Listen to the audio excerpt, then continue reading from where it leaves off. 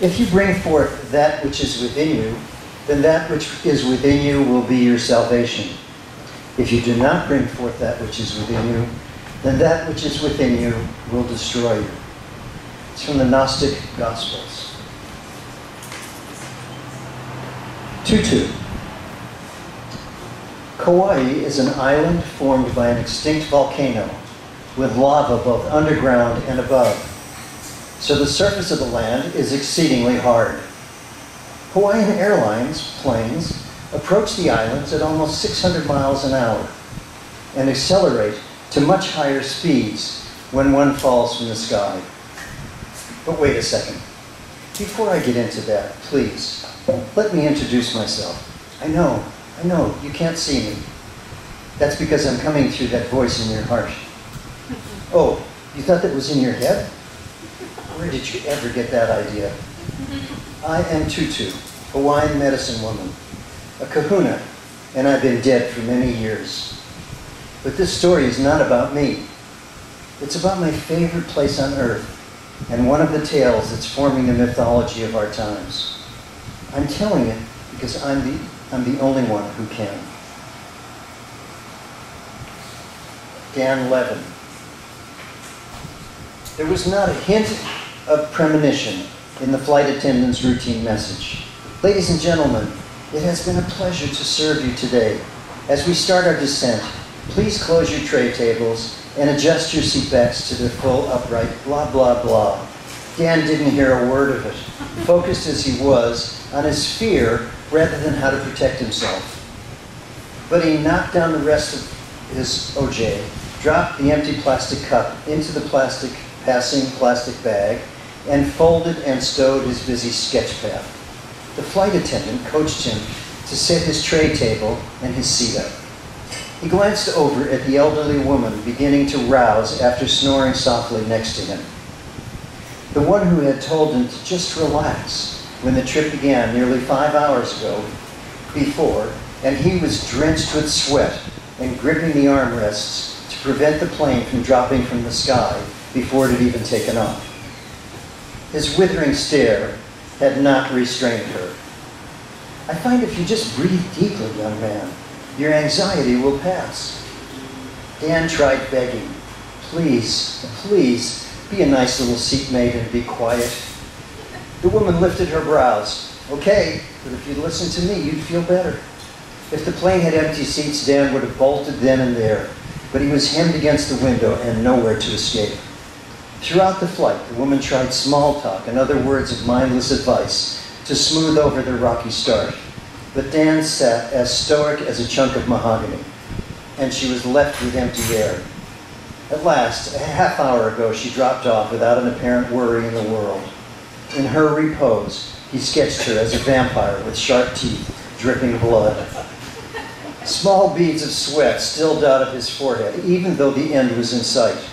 Through the tiny window, he peered down at the cumulus clouds drifting around the northern side of the approaching lush island of Kauai, a vision of tropical serenity. Only about 10,000 more feet to go. None of the horrors he had feared had come to pass.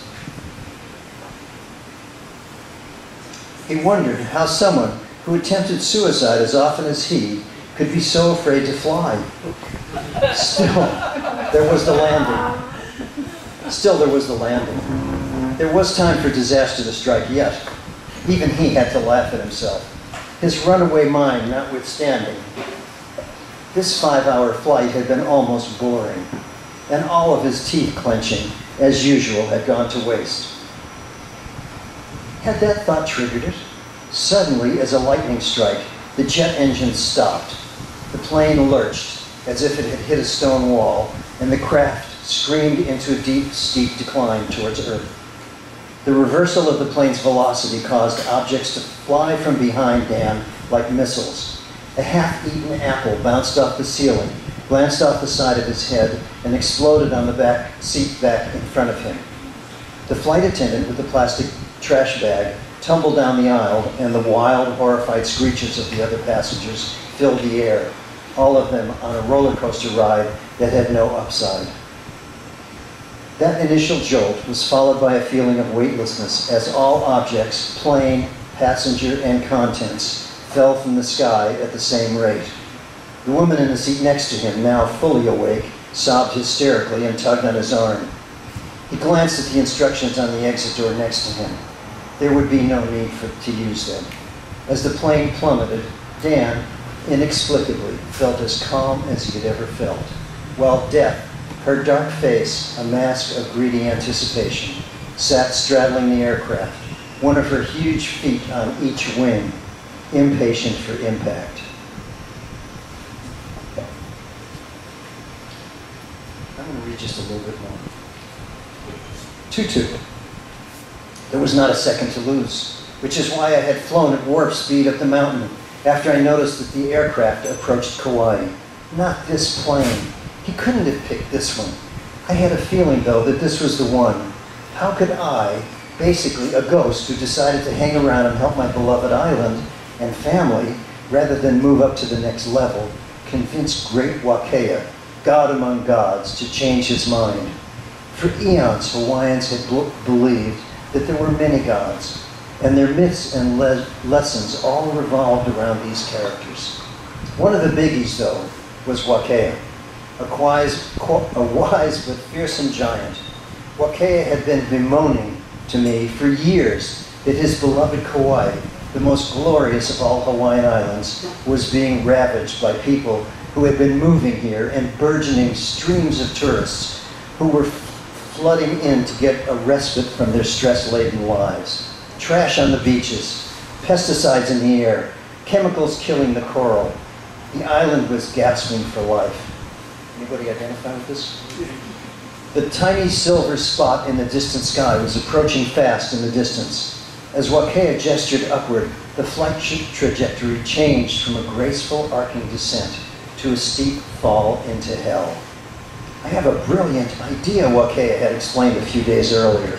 People are coming to Kauai not only because it's beautiful, but it also feels safe. If I crash a few planes as they land, it would scare at least some of them and slow down the incomings. So I selected one particular flight with a bunch of unsavory characters aboard. Matter of fact, I couldn't find one person on that flight to save. You know, mostly felons, corporate executives, and politicians. Have it all lined up to crash in the GMO fields on the west side. And maybe set some of them on fire. Kill two birds with one stone, if you get my drift. It all seemed a bit drastic to me, but after all, Wakea wasn't exactly new at his job, and who was I to argue? I had no way of knowing that a plan that had been hatching in my mind would be blown to bits by Wakea's population control. So, after my slightly abbreviated customary bow to his greatness, and wishes of aloha, and presentation of a lei offering, I begged him to cancel the crash. As it was, only a slight gap between human time and God time gave me the opportunity to make my case. Gigantic God that he was, Wakea looked down at my tiny holographic form with a scowl and intoned in his booming voice, "This idea is just a germ in your own mind, even now, Tutu. No, my mind is made up. This is going to be a grand spectacle. I researched this flight. It's not that full, and there's not one soul on it who would not be a lot happier dead or more deserving to die. Not easy to find a flight like that. It's already on the way down." And I started the set crash sequence. He lifted a huge arm and pointed to the plummeting plane. "Look now." I spoke fast. "Oh, great Wakea. We have worked together many times to hold Kauai's growth and destruction in check. And we've had some successes, and it's still a place of exceptional beauty. But drug use among the youth, homelessness, and the water, such problems. I have hope this fellow Dan Levin, who's on this very flight, can..." Wakea looked incredulous. "Dan Levin? He's one of the biggest losers of the bunch." "Dan Levin? How on earth?" I was spitting out words now as fast as I could. "Please don't ask me how yet. I'm working it out. But unless I'm mistaken, we've got a shot here changing some things." I'm going to stop.